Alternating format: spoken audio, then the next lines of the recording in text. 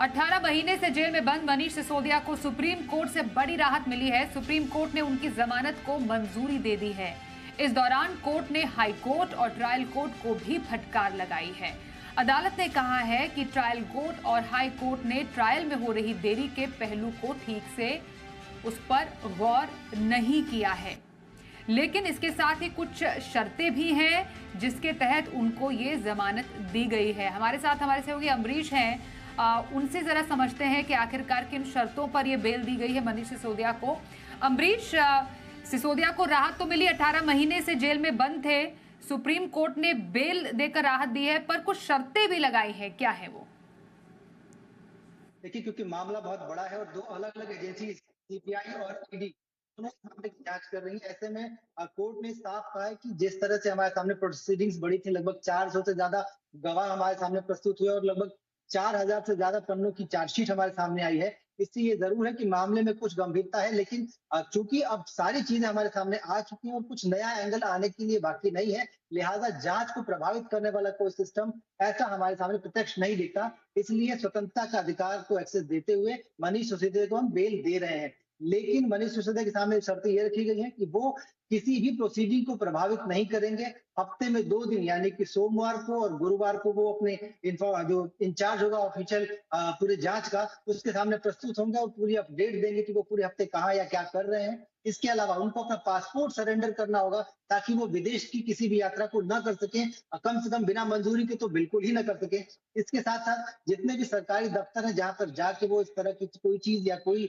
गतिविधि प्रभावित हो सकती है या फिर जांच को कोई प्रभावित कर सकते हैं, उन सब दफ्तरों में भी उनको जाने की मनाही है। कुल मिलाकर एक राहत की बात जरूर है दिल्ली सरकार के लिए या फिर मनीष सिसोदिया के लिए कि 17 महीने को का पूरा एक समय बिताने के बाद अब वो जेल से बाहर आ रहे हैं। लेकिन इन शर्तों के साथ ये सुनिश्चित करने की कोशिश की गई है कोर्ट के द्वारा कि वो किसी जांच की प्रक्रिया में प्रभावित नहीं हुए। साथ साथ कोर्ट ने एक और शर्त रखी कि अगर किसी भी मोमेंट पर ऐसा लगता है कि उनकी तरफ से कोई ऐसी गतिविधि की गई है जिससे कि जांच पर कोई प्रभाव आया है या फिर किसी गवाह को उन्होंने इन्फ्लुएंस में लेने की कोशिश की है, तो ये जांच स्वतः ही रद्द मानी जाएगी और उनको तत्काल प्रभाव से अरेस्ट किया जाएगा, वापस वो जेल में आएंगे। अगर हम पूरे मामले की बात करें तो पूरा मामला जुलाई 2021 से शुरू होता है, जब पहली बार दिल्ली सरकार ने नई एक्साइज पॉलिसी जारी की थी और नई एक्साइज पॉलिसी के बाद जुलाई 2022 में लगभग 9 से 11 महीने बाद इसमें ये घोटाले की बात आई, कई तरह की मिस कंडक्ट की बात आई थी। उसके बाद केस को अगस्त में 2022 में अगस्त को ईडी और सीबीआई को दोनों को केस सौंपा गया और उसके 23 फरवरी 2023 को सीबीआई ने अरेस्ट किया था और 9 मार्च 2023 को ईडी ने अरेस्ट किया था और दो अलग अलग मामलों में सुनवाई चल रही थी। कोर्ट ने आज इन दोनों ही मामलों में राहत दी है मनीष सिसोदिया को और ये कहा है कि जो हमने शर्तें लगाई हैं उनका पूरी बाइंडिंग के साथ आपको फॉलो करना पड़ेगा। आगे की प्रक्रिया ये कि सुप्रीम कोर्ट से वो आदेश अब राउस रेवेन्यू कोर्ट जाएगा, जो कि सेशन कोर्ट है, इस मामले की सुनवाई कर रहा था रेगुलर। सेशन कोर्ट में 10 लाख के निजी मुचलके पर उनको ये